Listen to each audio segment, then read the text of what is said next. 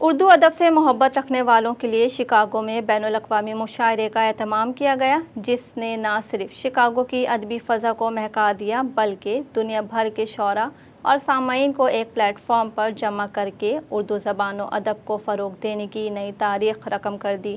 Report کر رہے ہیں شکاگو سے خلیل اللہ۔ مشاعرہ انٹرنیشنل انڈیا ہب شمبرگ میں عظیم الشان انداز میں منعقد کیا گیا، جسے صدر مشاعرہ افتخار شریف نے اتحاد کی شام کا عنوان دیا۔ اس عالمی مشاعرے میں ہندوستان، پاکستان، کینیڈا، امریکہ اور دیگر ممالک کے ممتاز شعراء نے شرکت کی۔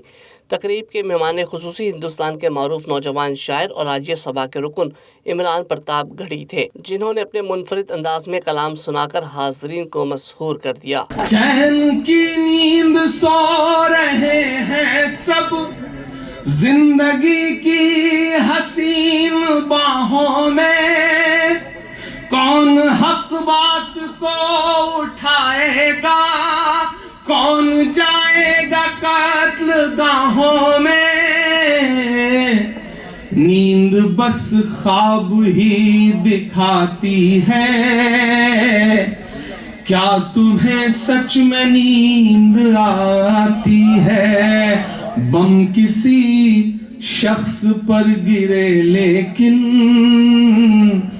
جان انسانیت کی جاتی ہے۔ لندن سے آئی معروف شاعرہ لتا حیا، ڈیلس سے نورا امروہوی اور دیگر عالمی شعراء نے بھی محفل کو چار چاند لگا دیے۔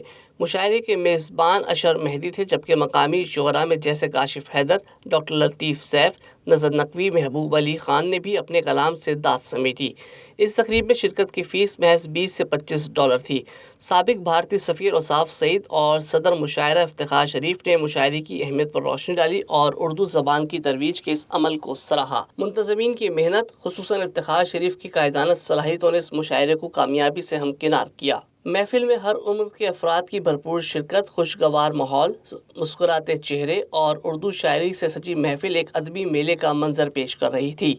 کھانے اور چائے کے اسٹال، پارکنگ کا مناسب انتظام اور شاندار نظم و ضبط نے تقریب کو مزید یادگار بنا دیا۔ آخر میں شعراء، سامعین اور مہمانان گرامی نے ایک دوسرے سے ملاقات کی اور اس مشاعرے کو اردو ادب کے فروغ کے لیے سنگ میل قرار دیا۔ سامعین نے کہا کہ ایسی تقریبات مختلف ثقافتوں کو جوڑنے کا ذریعہ بنتی ہیں۔ یہ بین الاقوامی مشاعرہ اس بات کا منہ بولتا ثبوت ہے کہ شکاگو واقعی لکھنے، پڑھنے اور ادب سے محبت کرنے والوں کا شہر ہے، اور یہ مشاعرہ اردو زبان کی عالمی شناخت میں ایک شاندار اضافہ ہے۔